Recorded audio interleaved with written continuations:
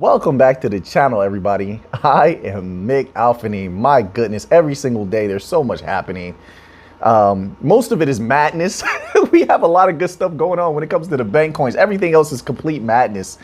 I don't even know where to begin, but I put a few documents in the members only section. So go to the community tab and make sure you read, you can give those documents a read. I think they're very good. Let's just start there. I want to just start with those, okay? Usually I just do that as a members only video, but I'm going to begin with just speaking on those very briefly and why I posted them, right? So the Bank of International Settlements, and a lot of things I agree with them on. They are the most logical and sane of the central banks. I mean, they haven't gone completely power mad like the IMF and the ECB, okay? And if you look at how the IMF and the ECB wield their power with their SDRs and their loans to countries, and how they have a totalitarian rule over a lot of these countries, which is damaging to them, then you'll understand what I'm saying, right? But sometimes I do disagree with the Bank of International Settlements. So I believe that maybe they're just trying to look at things on a positive note when it comes to the tightening of how they handle the monetary system and all of the feds. Here's the thing. When it comes to the United States Fed, you're not going to tell them what to do. That's not going to happen. They are the one central bank. They have too much power. And I don't think that that's being taken into account. So even though the IMF is saying, well, hey, we could be prepared for a soft landing. No, I don't believe that there's already rapid deceleration happening right now. How is there going to be a soft landing? You have rapid deceleration. This is why I made those posts, okay? They're talking about, well, there could be a soft landing. Here are the mechanisms we're going to put in for a soft landing and a recession. One of the documents, maybe this was an article I read, I'm not sure. I've read so many things this morning. It's mind blowing, right? But one of the articles or documents I read was saying how they're expecting recession by the end of the year. Recession?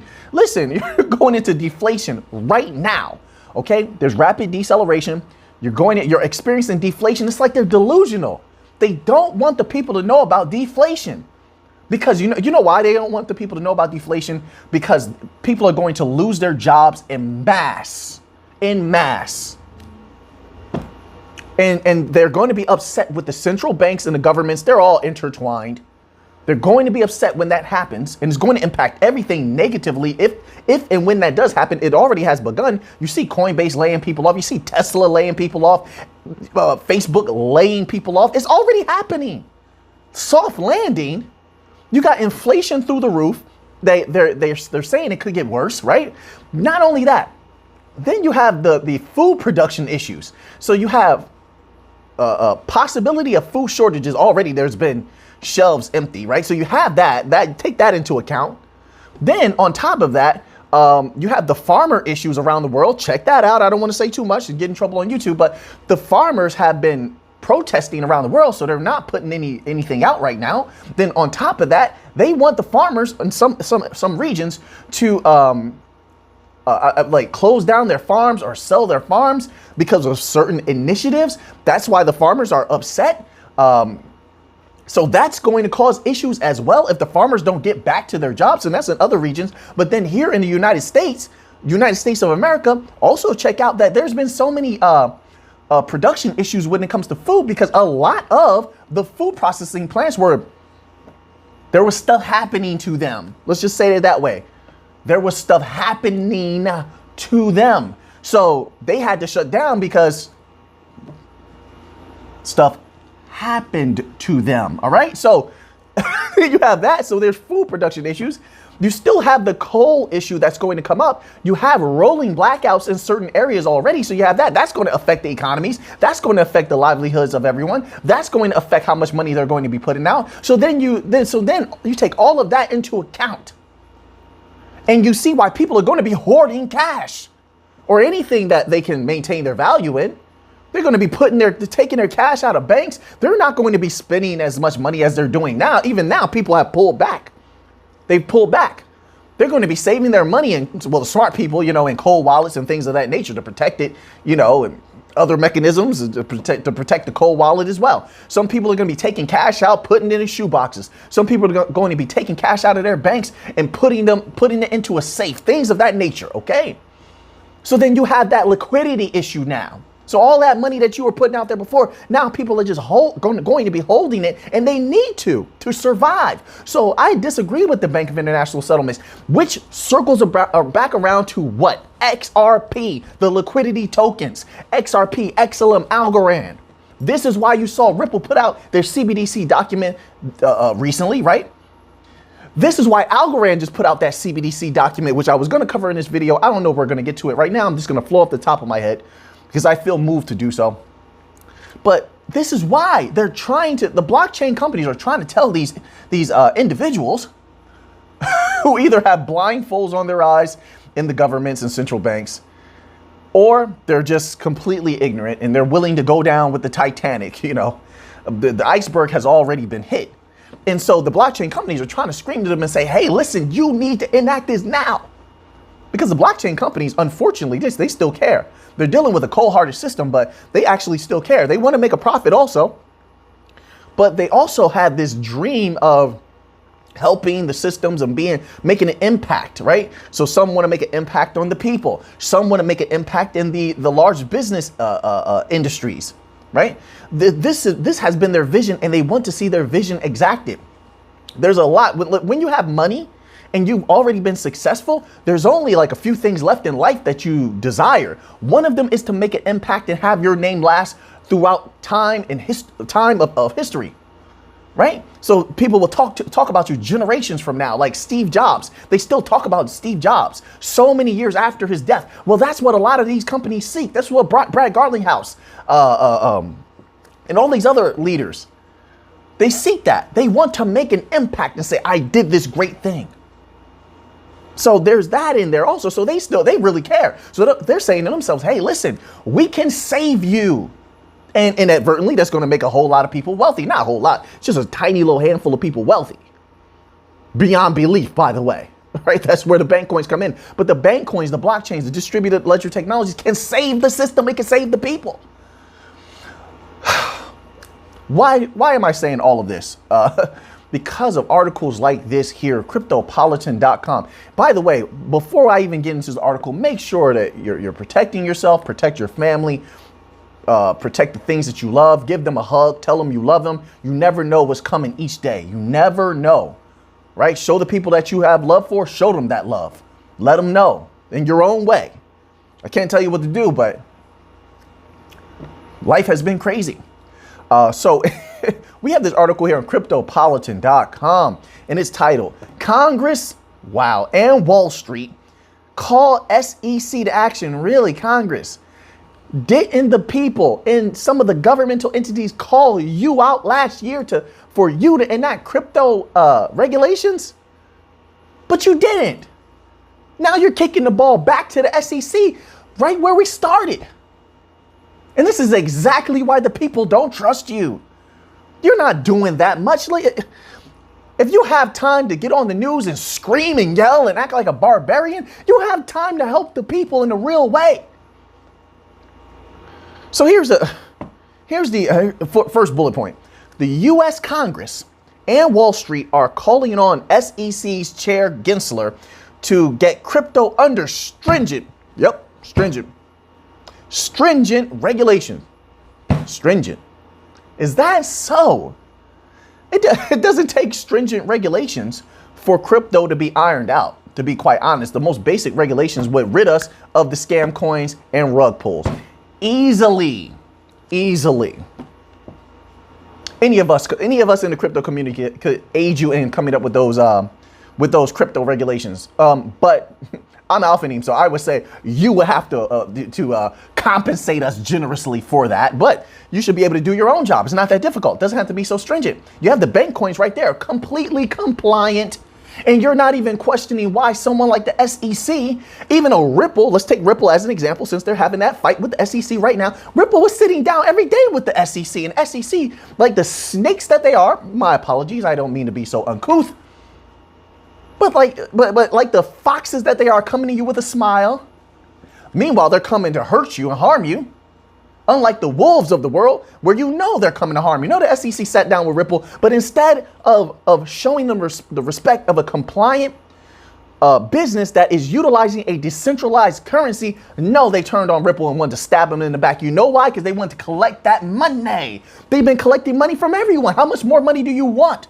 Billions and millions of dollars in fines everywhere. Regulation by enforcement so they can fatten their pockets. That's what's been happening. And you know what? Everybody else, they folded like a paper towel, like a weak piece of paper. They folded. But Ripple said, you know what? We're not going to fold. We're going to fight. But you're not asking questions about that. Why would you go after that company, but you didn't go after all of these? So that's what you should be saying in a direct way if you want something done. You have to speak and walk with power, unfortunately, in this world. That's just how it is. You can't be weak and call shots in this world. You can't be weak and tell someone else what to do, especially not a governmental entity like this that has power. This is a weak way to ask them to do what they're supposed to do. Get on your job and do your job. Then there has to be an or else at some point. But there's no one that you have that can do anything to the SEC, correct? So why would you think that they would change their path now if there's no consequences for them not doing their job? And they have injured more people out there in crypto than you could even imagine. It's not just XRP holders. There's so many people wanted to get into crypto. They did their research. And guess what? That wise research led them to XRP. Then they saw what the SEC was doing. And they said, oh, no, I don't want to get involved. And they stayed on the sidelines when they could have been making a boatload of money. So many people, that's another thing they don't like. You didn't like how the people were making all that money inside of cryptocurrency. People were coming up from the bottom. They were able to buy houses. They were able to go on vacations. They were able to start small businesses off of that crypto money. And you didn't like it. Wall Street didn't like it. That's why they tether themselves to crypto. As soon as the stock market goes down with their bots and their bot trading and whatever mechanisms they're using, they pull crypto down with them. Even though it doesn't have to be like that. There's no direct relation between those two markets whatsoever. That's why everybody's waiting for the untethering of crypto from the stock market, right? This tandem movement. No, they're waiting for utility to do that, and utility definitely would snatch it out of their grasp. But you all didn't like that, and Wall Street and government like that. There's so much insider trading. I mean, even recently, you hear about certain people making certain trades before certain things happen. You do nothing about that. But you want stringent regulations on crypto. You see the hypocrisy here? These are the people that are going to tell you to listen to them later. These are the people later are going to tell you they have an answer for you, right? Do as I say, not as I do. Look at the second bullet point here. SEC Chair Gensler is working with the CFTC to create a unified rule book for regulating crypto. And how many years is it going to take for you to come out with that, Mr. Gensler? Listen, you're playing chess with chess players. We know how this works. We're going to need somebody to really step on the back of your neck and make you do something. I know that already. I know the opponent. So how long is it going to take? 6, 8, 9, 10 years? You're going to drag it out because you see no reason to change what you've been doing. You believe that you're right. And when someone believes that they're right, they don't see a reason to change, right? I've seen this in many industries. You ask somebody to get a report done. Hey, I need a report by Monday. They don't want to do it. They just keep dragging it out, right? Oh, I got the first 2 pages done. I was coming along. You know, good work takes time. And see, that can be misused. There's a double edge to that. So good work does take time. But some people use that also to their advantage to be lazy and to further their own agendas. So, I mean, I hope it's not that way. But look how long they've drug out the Ripple case. Doing everything to suppress all the information, right? Meanwhile, injuring the same people that they claim they're trying to help. Now they just don't even mention them at all. Who are you helping in this case? So that's why I look at it like that. They've drugged this case out. Why would they not drag out this so-called unified rule book for regulation? Come on now. Then on top of that, how are they working with the CFTC if Gary Gensler himself said he views all of crypto as securities? What? I mean, I don't have to say much about that. You heard Charles Hoskinson go off about that, didn't you? From a lot of the Bitcoin zealots who they're mad at all of crypto because they've lost so much money. I mean, shouldn't you have taken precautions? Shouldn't you have had forward-moving vision, 360 degrees of vision to prepare yourself just in case, hope for the best, prepare for the worst? But you didn't. That's no one's problem but yours. which then should call your judgment into question for anybody that's going to listen to you. Just because someone has money does not mean they have intelligence. We don't know how you acquired that money or the minds that are behind you. But if you didn't take those type of precautionary measures to where you're about to lose so much money that you're probably going to go bankrupt, then we have to call your judgment into question. I think that's logical. I'm not going to listen to somebody here who is about to lose everything, right? And yet you also speak as an authority figure to who? Other people that want to lose everything? No. So, you know, without saying that those people's names, yeah, they're Bitcoin maxis, right? and I have there's other people that love Bitcoin. They're not Bitcoin zealots, all right? So they don't count. Let's go to this next bullet point. My goodness. But yeah, so he views everything as a security except Bitcoin. So then how's he working with CFTC? CFTC is just sitting in that meeting quiet. Okay. What part do they play if you only see? Anyway, let's continue on to the next bullet point. You understand where I'm going with this? Right. Congress pushes SEC for crypto legislation on the grounds of time and how faster regulations can be formulated. They're pushing them how? We've watched what they do. They sit behind a desk. They look very disinterested and bored, and they say, you know, someone needs to do something about this.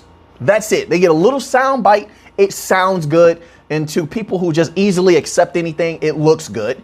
And then nothing happens. It's all this talk. That's all it is. Real action can be taken, you know, but it takes the people. That's in my opinion, it takes the people to hold these individuals accountable. They're not being held accountable. They're not. But the people, my people, at least been making their voices heard. We have made calls. We have let senators and Congress people know how we feel. We've called the central banks. Yes, we did. Yeah, that's right. We did. We called the central banks multiple times and let our thoughts be heard. Yes, we did. We even called IBM. Good luck with that. Good luck with, like I said, yeah, they were the worst. IBM. Yep. Get it together, IBM. It should be easier to let you know what we feel about cryptocurrencies and the usage and such, and get updates on things that definitely affect us. Anyway, let's read this. Let's read this little tidbit here. It says, not only are members of Congress perplexed, they're perplexed. Really? All the briefings that you sat down in with Ripple and Stellar, you're perplexed. All of the advice that Stellar, Danelle Dixon and people at Stellar have given you about regulations and how that could be, and what regulations could be put in to protect not only investors, but innovation in crypto and how you could utilize those innovations, which you definitely should have, because now the rest of the world is way out here and you're way back here. And I don't understand how that's an advantage to you unless we're not going to go into certain things, right? But people can draw their own conclusions as to why you will allow your country to fall into last place when it comes to technological advances. That benefits everyone, right? So it says, not only are members of Congress perplexed, but so are analysts as to why SEC Chairman Gary Gensler has not been more aggressive. He's been quite aggressive. They pocketed some big money from the enforcement, the fines and such like that. All the other companies just been paying money. They've just been paying them. And there's still no clarity, right? So why would he change? And what are you going to do to make him change? Nothing. You ain't going to do anything. While the Bitcoin market works to establish, now I tell you who might. Okay, because the Bank of International Settlements is, they're starting to get, it seems, a little frustrated with you lesser entities. They're going to start making you feel the pressure, right? And I think that they will be the ones who force action to be taken. They are calling for worldwide cryptocurrency regulations, and they seem quite serious. You see how as soon as the Bank of International Settlements started saying that about a month or two ago, that everyone must get on the same page. I think we covered that in the members only section. Everyone must get on the same page. Look how quickly European Central Bank came out with those regulations. Do you see?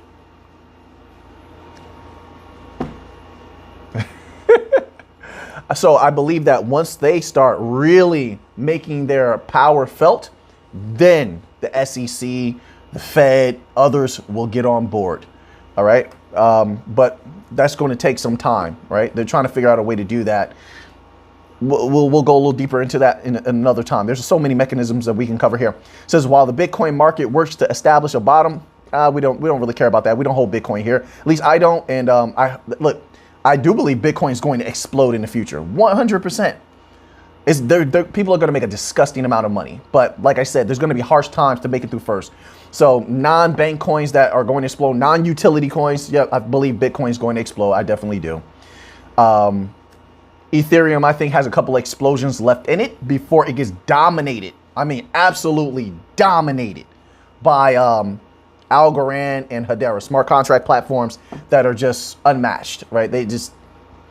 And with regulatory clarity, Algorand would dominate so disgustingly. So, and they have the advertising to do it, billboards in Times Square, billboards in airports, billboards in Texas. Like Algorand's doing everything. They have insignia across drivers' chests. They have music artists talking about them. That's now before regulatory clarity. Can you imagine after regulatory clarity? Yeah, so Ethereum, in my humble opinion, their time is limited, but yes, a couple of more explosions. People are going to make some good money off of Ethereum. I believe that. It says, however, it too lost its grip, sending the price tumbling. Okay, so they're talking about Bitcoin now. Got to get back to regulations here. Is SEC to blame for the blurry laws in the crypto industry? Partially. They've done the most damage.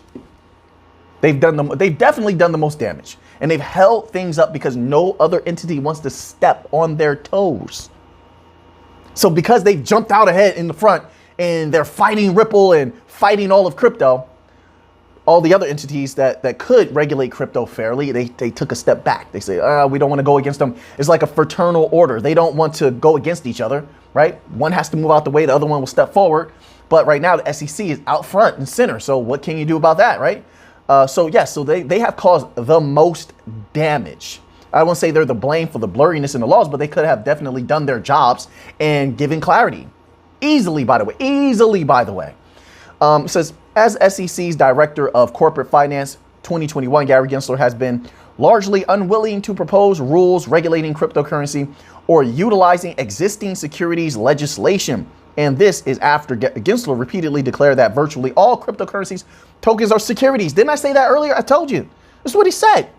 So how is he working with this? So to what extent are they working with the CFTC? When do we expect this report to come out? And platforms that trade those assets are exchanges.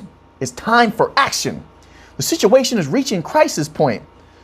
And so another thing that they're doing, they're allowing the people to suffer so they learn a lesson. The SEC is like that grimy parent who lets their children burn themselves on the stove to learn a lesson, lets them fall into a ditch to learn a lesson. Well, they're letting the people get rug pulled. They're allowing the people to lose money so that when they do feel like, after they get up and stop being lazy, the SEC that is, once they stop being lazy and get up and want to enact regulations, the people will be clamoring for, please save us, SEC, please save us, help us.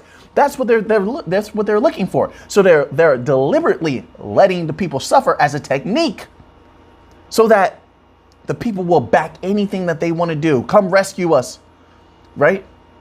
And the SEC will say, we're here to rescue you now, right? And play hero. They're allowing the chaos. Whether that works or not, I hope not. I think crypto is more rebellious than that, but I could be completely wrong because the way that crypto is cannibalizing each other. I mean, there's so much tribalism. It's like the people took their eye off the money. You forgot how that money tastes. You didn't make a ton of money this last time around, that last bull run. You invested that properly? Did you save that money? Like, people have to take precautions. They have to be wise. No, so like so many people, they went out, they bought Lambos, they bought nice cars, they spent all their money, they have Gucci glasses and things of this nature. So they blew all the money. So now they're upset because they thought it would keep rolling. It never goes up forever. Like, it's just not the way. Everything houses outflows and its inflows. It's rhythms, it's back and forth rhythms. The pendulum swings equally to the left as it does to the right. Rhythm compensates. And if you haven't risen to a neutrality where you're above the swing of that pendulum of rhythm, the outflow and inflow of life, then you definitely should expect at some point, whether you see it or not, just understanding the macro, you can understand the micro of life. But you should always understand that if there was this rise, then there's going to be also a fall. Doesn't mean that the fall is going to be equal to the rise or the rise is equal to the fall. No, but you understand that because of the law of compensation, which is an immutable law, by the way, that's going to happen.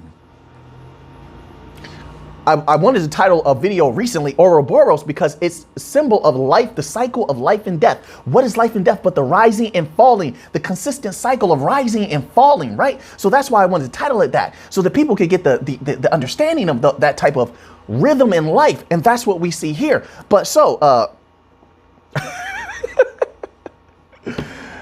oh man, crypto it's an interesting place, but people have to protect themselves all time, operate with greater wisdom. Every single day I'm learning.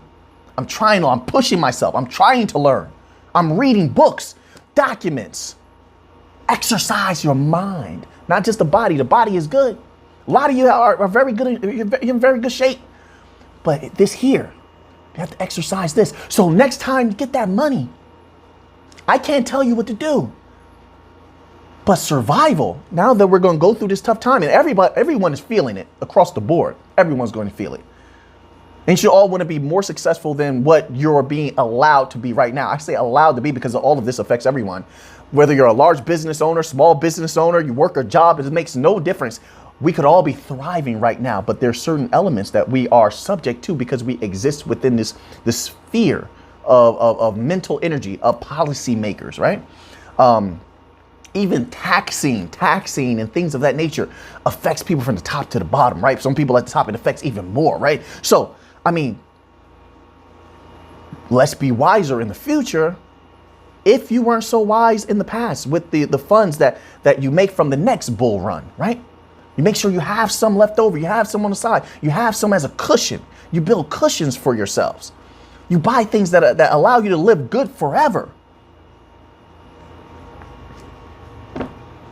You take precautionary steps, right? People now, they're starting businesses in countries where they can make a good amount of money, and it's also beneficial to the people of those regions, right? And those economies are going to explode. Precautionary measure.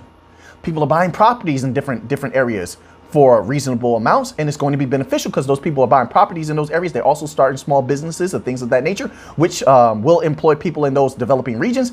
Also good. People are buying farms everywhere, right? Farmland in Africa, South Africa, farmland in Latin America. Like, so some people are taking precautionary measures so they can live well forever. But everyone is different.